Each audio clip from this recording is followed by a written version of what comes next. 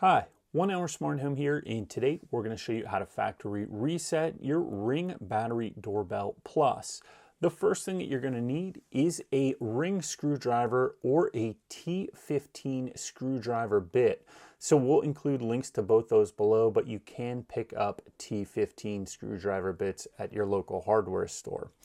Now there's a screw on the bottom of here, so we're going to unscrew that with our T15 screwdriver bit or the ring tool, and then that's going to allow us to have access to the cover. The Ring Battery Doorbell Plus was launched in 2023 and is one of the newer doorbells, but these instructions will work with most Ring doorbells.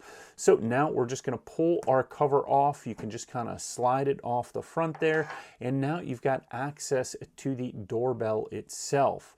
You're going to hold down this orange button for approximately 15 seconds, and then the Ring Battery Doorbell Plus will reset and go into setup mode.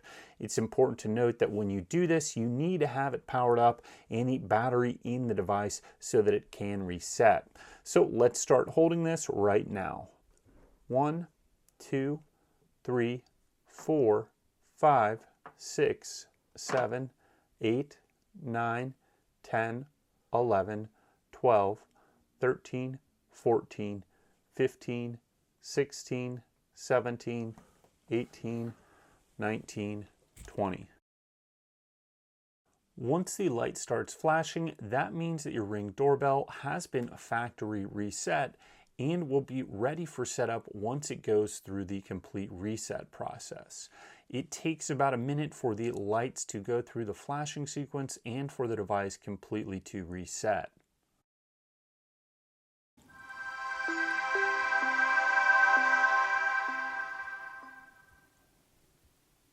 Once you hear the Ring doorbell chime like that, that means that this has been reset to factory default settings and can now be set back up on a new account, or you can connect it to your old account if you want.